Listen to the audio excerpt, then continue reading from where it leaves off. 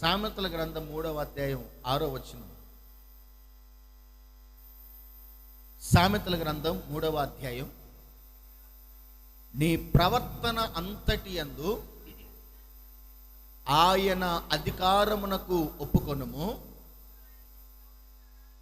అప్పుడు ఆయన నీకు అడ్డుగా ఉన్న త్రోవలే కావచ్చు, ఎత్తుగా ఉన్నటువంటి ప్రాకారాలే కావచ్చు, లేకపోతే పల్లముగా ఉన్నటువంటి లోటుపాట్లే కావచ్చు, దేవుడు వాటిని సరళము చేస్తాడు. హల్లెలూయా. ఈ వాక్యాన్ని బట్టి దేవుడు మనతో మాట్లాడును గాక. ఆమేన్. ఎందుకంటే క్రైస్తవ సమాజంలో మనం ఆ సమాజంగా మనల్ని అనేక మంది గుర్తిస్తున్నప్పుడు ఆ గుర్తింపు చాలా ప్రత్యేకమైనదై ఉండాలి. పూర్వపు రోజుల్లో క్రైస్తవులు దేశాలకి చేసినటువంటి స్థితిగతులను గుర్తుపెట్టుకొని ఈ రోజున ఎక్కువ శాతం క్రైస్తవుల్ని దేవుడు ఎందుకని వాళ్ళు గౌరవిస్తున్నారంటే, దేవుడిని నమ్మినటువంటి వారు వారి ప్రవర్తన విషయంలో, వారి ఆలోచనల విషయంలో, వారి యొక్క స్థితిగతుల విషయంలో చాలా జాగ్రత్తగా వారు మేలు చేయుట యందు ప్రయత్నం చేశారంట. కీడు ఎవరికి కూడా తలపెట్టినటువంటి దాఖలాలు ఎవరికి లేవు.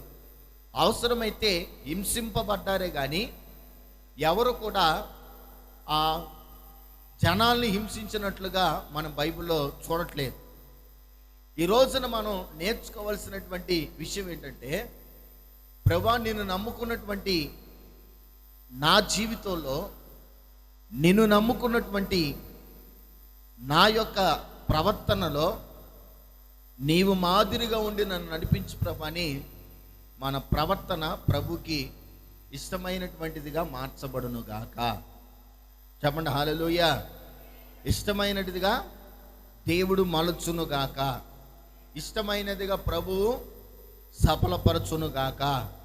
చెప్పండి గట్టిగా హల్లెలూయా, హల్లెలూయా.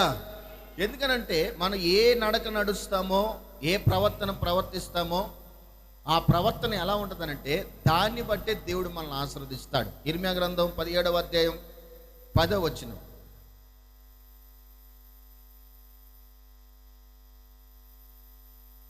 ఇర్మియా గ్రంథం 17వ అధ్యాయం 10వ వచనం. ఒకని ప్రవర్తనను బట్టి వాని క్రియల ఫలము చొప్పున ప్రతికారము చేయుటకు యెహోవాను నేను హృదయములను పరిశోధించువాడను, అంతరేంద్రియములను పరీక్షించువాడను. దేవుని స్తోత్రం. ఒక ప్రవచనాత్మకంగా ఇర్మియా ప్రవక్తతో దేవుడు మాట్లాడుతున్న మాట ఏంటంటే, మీరు చేసే ప్రతి కార్యాన్ని బట్టి ప్రతిఫలం ఇచ్చేది నేను. ప్రతిఫలాన్ని నేను ఇస్తున్నాను కనుక మీ ప్రవర్తన అంతటి యందు మీరు ఎలా ఉండాలి, జాగ్రత్తగా చూసుకోవాలి. ఎందుకనంటే చెడు త్రోవల్లో కానీ, చెడు మార్గాల్లో కానీ, చెడు ఆలోచనలు కానీ, చెడు తలంపులు కానీ ఒకవేళ మన జీవితంలో ఉన్నాయేమో ఒకసారి మనల్ని మనం ప్రశ్న వేసుకోవాలి. అదే మొదటి రాజుల గ్రంథం 2వ అధ్యాయం 4వ వచనం.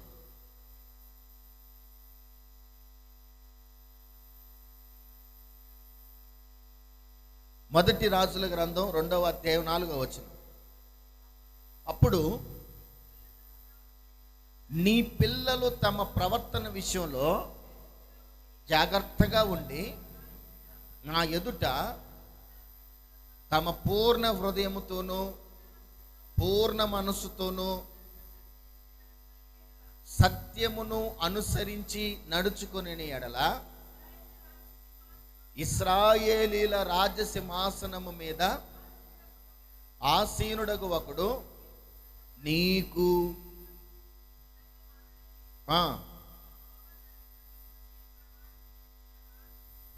దేవునికి మహిమ కలుగును గాక. చెప్పండి గట్టిగా హల్లెలూయా. ఏమండి చూడండి, ఈ మాటలన్నీ మనం ఒకసారి చదువుకుంటూ పోతే వాక్యంలో చక్కగా రాయబడినటువంటి మాటలు కొన్ని నేను చదువుతాను. దేవుడు మన ప్రవర్తన అంతటి మీద ఒక ఉన్నతమైనటువంటి ఆలోచన, ఒక ఉన్నతమైనటువంటి దృక్పథము దేవుడు కలిగి ఉన్నాడు. మనం నడిచేటువంటి ప్రవర్తన, కొంతమంది స్నేహితులు మనం చూసినప్పుడు అంటాం, రే వాడి ప్రవర్తన మంచిది కాదు, వాడి ఆలోచన మంచిది కాదు, వాడి నడవడిక మంచిది కాదు, కనుక వాడితో కాస్త జాగ్రత్తగా ఉండు. తర్వాత కొంతమంది అనే మాట ఏంటంటే, వాళ్ళు అనే మాట ఎలా ఉంటుందంటే, రే వాళ్ళ తల్లిదండ్రులు చాలా మంచిగానే యథార్థంగానే ఉంటారు, కానీ మరి పిల్లలేంట్రా చెడబుట్టారు అన్నటువంటి ప్రభావాలు కూడా మనకి కనబడతాయి వాళ్ళు అనే మాటలు. కొంతమందిని చూసినప్పుడు అట్లాంటి దరిద్రులు కడుపున అంత మంచోడు పుట్టాడేంట్రా అని కొంతమంది మాట్లాడతారు. తల్లిదండ్రులు మంచిగా ఉన్నప్పుడు పిల్లలు కొన్ని సందర్భాల్లో మంచిగా ఉండరు. తల్లిదండ్రులు చెడ్డవారైనప్పుడు పిల్లలు మంచోలుగా పుట్టినటువంటి సందర్భాలు, వారి ప్రవర్తన సరి చేసుకున్నటువంటి సందర్భాలు ఉన్నాయి. అందుకనే తల్లిదండ్రులు ఏ త్రోవలో ఉన్నా దైవ సంబంధమైనటువంటి దేవుని దగ్గరికి ఒక క్రైస్తవుడిగా మనం అడుగుపెట్టిన తర్వాత మన ప్రవర్తన మార్చుకోవాలి, మన యొక్క స్థితిగతులు మార్చుకోవాలి. ఈ రోజున అనేక మంది మార్చుకోండి అంటం తప్పైపోతుంది, మార్పు చెందండి అంటం తప్పైపోతుంది, మారండి అంటం తప్పైపోతుంది. ఎందుకనంటే వాక్యాన్ని వాక్యంగా చెప్పామనుకోండి, ఆ సంఘాల్లో ఎవరు కూడా విశ్వాసం సరిగ్గా రారు. ఏమండి, నువ్వు ఏ పనన్నా చేయి, ఏ కార్యాల్లో కానీ వెళ్ళు, దేవుడు నిన్ను దీవిస్తాడు. పాత నిబంధన ప్రకారం నువ్వు కొద్దిగా తప్పు చేస్తే పిట్ట, ఇంకొంచెం తప్పు చేస్తే ఇంకొక కోడి, ఇంకొంచెం పెద్ద తప్పు చేస్తే మరి నువ్వు చేసిన తప్పును బట్టి దహన బలులు అర్పించాలని పాత నిబంధనలో రాయబడింది. మరి ఈరోజు మనం చేసినటువంటిది దాన్ని బట్టి ప్రభు బలులు అర్పించమని అడగట్లేదు, కానీ ఆయన ఏమంటున్నాడంటే, నువ్వు ప్రవర్తించిన ప్రతి ప్రవర్తనకి ప్రతిఫలము నువ్వు అనుభవిస్తావు ఇక్కడే. హల్లెలూయా, చెప్పండి గట్టిగా హల్లెలూయా. అందుకని మంచి ప్రవర్తన కనుక నువ్వు ప్రవర్తించావంటే సింహాసనం మీద ఆసీనుడైన వాడు నీకున్నాడు. అలాగే చెడ్డ ప్రవర్తన చేస్తే ఆ చెడ్డ ప్రవర్తనను బట్టి ప్రియ దేవుని బిడ్డలారా ప్రతి దండన కూడా నీకు కలుగుతుంది. Praise the lord. మనం ఏం చేస్తామో అదే మొదటి రాజులు 8వ అధ్యాయం 39వ వచనం చూడండి.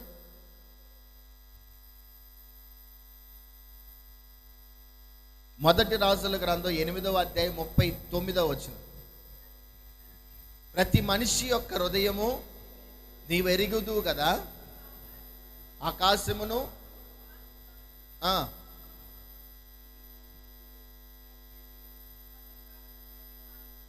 ఎవని ప్రవర్తనను బట్టి వానికి ప్రతిఫలం ఇచ్చి,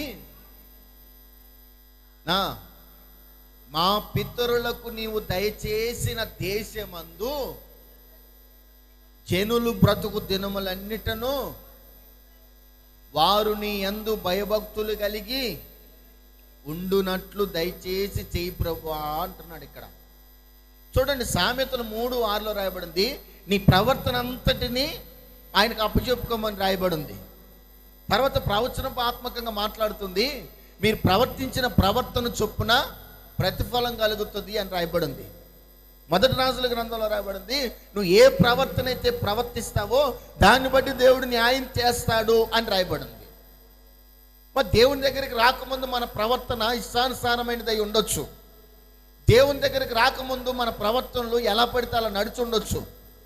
అలాగే కొరింథీ రాసిన పత్రికలో పౌలు చక్కగా వివరిస్తాడు, మీరు అన్ని జనులుగా ప్రవర్తించినప్పుడు ఎలా పడితే అలా ప్రవర్తించి దేవునికి అసహ్యమైనటువంటి ప్రవర్తన మీరు ప్రవర్తించారు, దేవునికి కోపం తెప్పించారు, దేవుని మీ మీద ఉగ్రత కురిపించేటట్లుగా మీ ప్రవర్తన మార్చబడింది.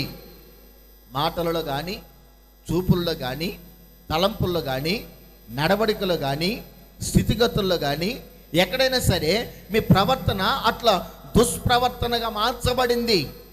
మరి ఇప్పుడు మారాలి కదా. అంటే మనిషి ప్రవర్తన ఎలా ఉండకూడదని దేవుడు కోరుకుంటున్నాడు. ఇక్కడ నుంచి ఒక 2 పాయింట్లు చెప్తాను నేను. అది మొదటిది న్యాయాధిపతుల గ్రంథం 10వ అధ్యాయం 6వ వచనం.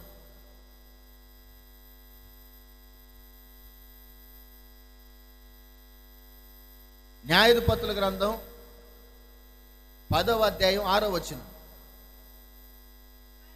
ఇశ్రాయేలీలు యెహోవా సన్నిధిని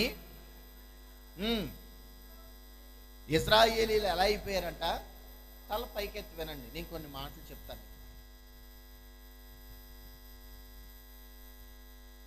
ఇశ్రాయేలుల గురించి దేవుడు గొప్ప ప్రణాళిక కలిగి ఉన్నాడు. ఇశ్రాయేలుల గురించి దేవుడు గొప్ప ప్రణాళిక ఎలా ఉందంటే, దేవుడు వారిని కొన్ని సందర్భాల్లో చూసినప్పుడు వాళ్ళు ఎలా మార్చబడ్డారని ఆలోచన చేస్తే, వారు ఎట్టి చాకిరీ చేస్తున్నప్పుడు, బానిసత్వ బ్రతుకుతున్నప్పుడు, వారి శరీరాలు అలసిపోయి సొమ్మసిల్లిపోయి వారి యొక్క ప్రాణాల మీదకు వచ్చి వాళ్ళకు విసుగొచ్చినప్పుడు ప్రభువా అని మొరపెట్టేవాళ్ళు. దేవుడు జాలి కలిగిన దేవుడు కనుక వారి ప్రార్థన ఆలకించి దేవుడు ఒక ప్రవక్తను పంపిస్తే, ఆ ప్రవక్త ద్వారా ఎన్నో అద్భుతాలు, ఎన్నో ఆశ్చర్యమైన కార్యాలు జరిగించిన తర్వాత వాళ్ళు సంపాదించిన దాంట్లో దేనిని కూడా ఆ శాపగ్రస్తమైన ఐగుప్తులు విడిచిపెట్టకుండా దేవుడు తీసుకొని పాలు తేళ్లు ప్రవహించే దేశానికి దేవుడు అలా తీసుకొని వచ్చాడు. వారు వచ్చేటప్పుడు ఎన్నో అద్భుతాలు, అరణ్య మార్గం ముందు 40 సంవత్సరాలు. ఎన్ని సంవత్సరాలు అండి? 40 సంవత్సరాలు. బైబిల్లో రాయబడింది, వాళ్ళ ఐగుప్తులో చెప్పులు వేసుకొని బయలుదేరితే ఆ చెప్పులు 40 సంవత్సరాలు వచ్చినాయి. ఈ రోజులు ఎంతమందికి ఎన్ని సంవత్సరాలు వస్తాయండి? తలకు పెట్టుకున్న నూనె ఆరలేదు. ఈ రోజుల్లో తలకు నూనె పెట్టడం మానేశాం. వాళ్ళు వేసుకున్నటువంటి వస్త్రాలు పాతగెళ్ళలేదు. అంటే ఈ రోజున మనం ఎంత ఉతికినా కానీ సబ్బు దండగా సరుపు దండగా.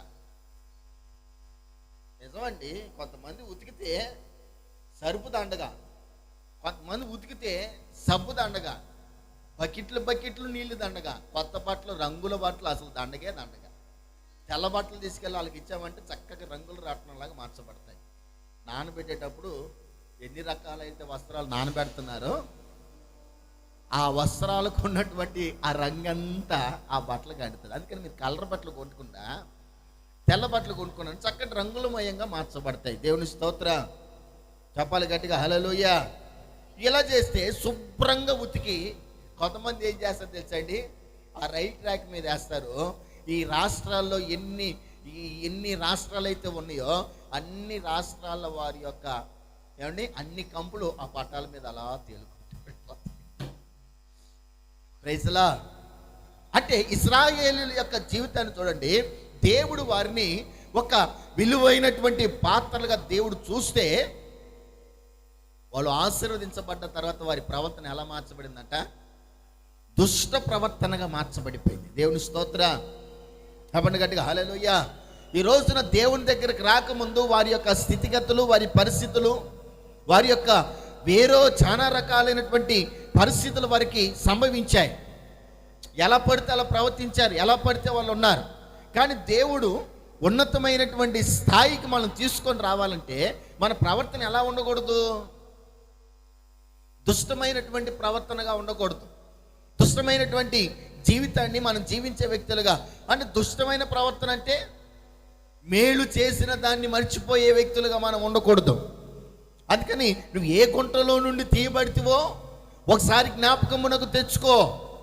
ఏ స్థితిలో నుండి నువ్వు పైకి లేపబడితివో, ఏ బండ నుండి నీ చెక్కబడితివో జ్ఞాపకం చేసుకో. దేవుడు ఒక ఉన్నతమైనటువంటి స్థితిగతులను దేవుడు నీకు కలుగు చేస్తే ఈ రోజున నువ్వు ప్రవర్తించే ప్రవర్తన ఏంటి?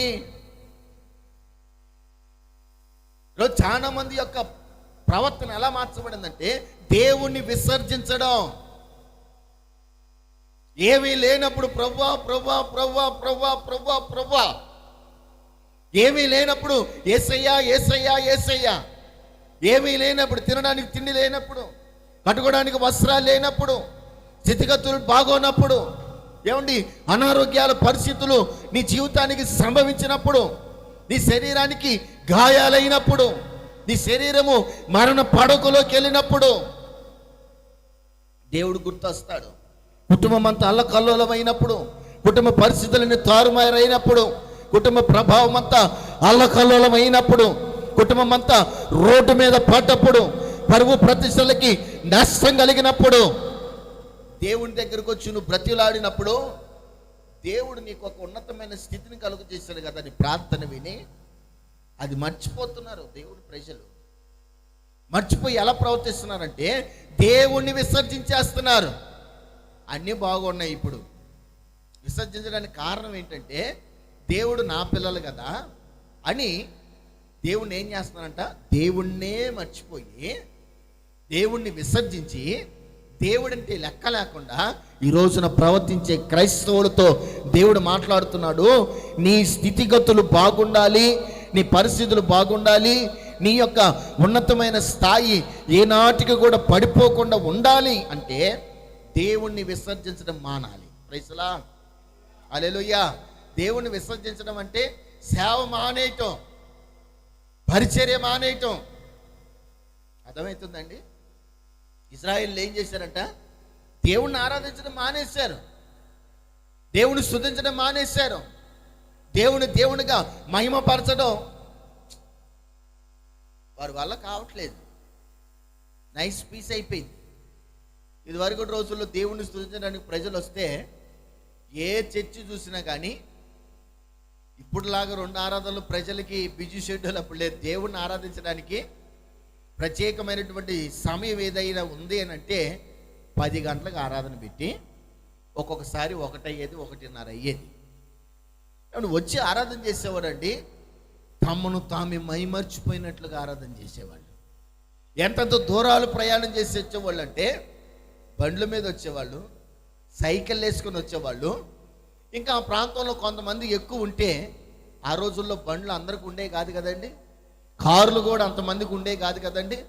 వృక్షాలు, ప్లాట్ వృక్షాలు, ఈ ప్లాట్ వృక్షాల మీద పిల్ల జల్ల అందరిని వేసుకొని, కుటుంబ సభ్యులను వేసుకొని తొక్కుకుంటా కిలోమీటర్లు వచ్చి దేవుని స్తుతించి మరలా వెళ్ళిపోయేవారు వెనక్కి తిరిగి. ఈ రోజుల్లో ఆరాధన ఏమైపోయింది? ఈ రోజుల్లో దేవుణ్ణి ఆరాధించేటువంటి ఆరాధన ఏమైపోయింది? ఆ రోజుల్లో దేవుని దగ్గరకు వచ్చి ఆరాధన అనగానే 2 చేతులు పైకెత్తి ఇక ఆయన తప్ప ఎవ్వరు లేరని దావీదు వలె నాట్యమాడుతూ దేవుని స్తుతించేవాళ్ళు కదా. ఈ రోజుల్లో ఆరాధన ఏమైపోయింది అంటే ఫ్యాషన్ అయిపోయింది. ప్రతి ఒక్కరు ఏం చేస్తున్నారు, ప్రజలకి అనుకూలంగా పెట్టేసి ఒక 2 గంటల సేపు, ఒక 2:30 గంటల సేపు ఆరాధన పెట్టి వారికి ఇష్టం వచ్చినట్లుగా సేవకులు మారటాన్ని బట్టి ఆరాధన విలువ అనేది లేకుండా పడిపోయింది. ప్రజలు కూడా తమకి ఇష్టం వచ్చినట్లుగా ఏమంటే ఏ ఆరాధనకు వీలైతే ఆరాధనకు వెళ్తున్నారు, మిగతా సమయం అంతా జల్సాలకి, ఇష్టానుసారమైన ప్రవర్తనకి అలా పరుగులెడుతున్నారు.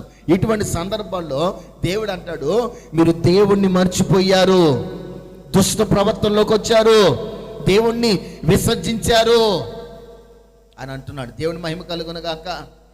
హల్లెలూయా. చెప్పండి గట్టిగా హల్లెలూయా. ఎందుకని? బాధ తెచ్చుకొని. కీర్తన గ్రంథం 107:17 చదవండి. కీర్తనలు 107:17.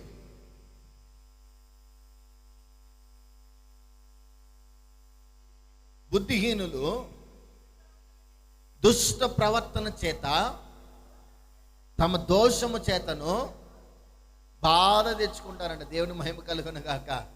ఈరోజు చాలా మంది వాళ్ళు అనుకునే మాట ఏంటంటే బాధ తెచ్చుకుంటారంట. దుష్ట ప్రవర్తన గల వారు ఏం చేస్తారంట, బాధలు తెచ్చుకుంటారు. ఈ రోజున ఎవరికి లేని బాధలు నాకే ఉన్నాయి, నా బాధ నాకో దేవుడికి తెలుసు అంటారు చాలా మంది. ఎవరినన్నా కదిలిచ్చామనుకోండి ఈ రోజుల్లో అనే మాట ఏంటంటే, నా బాధ నాకు నా దేవుడికి తెలుసు. ఎందుకని నీకు దేవుడికి తెలుసు అంటే, నువ్వు దేవుణ్ణి విసర్జించావు, దేవుణ్ణి దేవునిగా కాదనుకున్నావు, నీ ఇష్టానుసారమైనటువంటి ప్రవర్తనకి నువ్వు అనుముకునేటట్లుగా చేసావు. దేవుని కాదన్న నీ జీవితం ఇంకెక్కడా బాధలు కాక వేదనలు ఉంటాయా? కొన్ని కుటుంబాలను చూడండి, దుష్ట ప్రవర్తన, వారి ఇంట్లో ఏముండకూడదో అదే తెచ్చిపెట్టుకుంటారు. నీతిమంతుని గుడారంలో రక్షణ కూర్చిన సునాద గీతాలు వినబడవలసినటువంటి గృహంలో రంకెల సౌండ్ వినబడటానికి కారణం ఏంటంటే వారి ఇష్టానుసారమైన ప్రవర్తన. దేవునిగా ఆరాధించకుండా వారి ఇష్టానుసారమైన ఆలోచన, వారి ఇష్టానుసారమైనటువంటి తలంపులు కలిగినందువలన మనుషులకి ఏం కలుగుతుందంట, ఏం కలుగుతుందంట? బాధ. బాధ తెచ్చుకొని ఏం చేస్తున్నారు?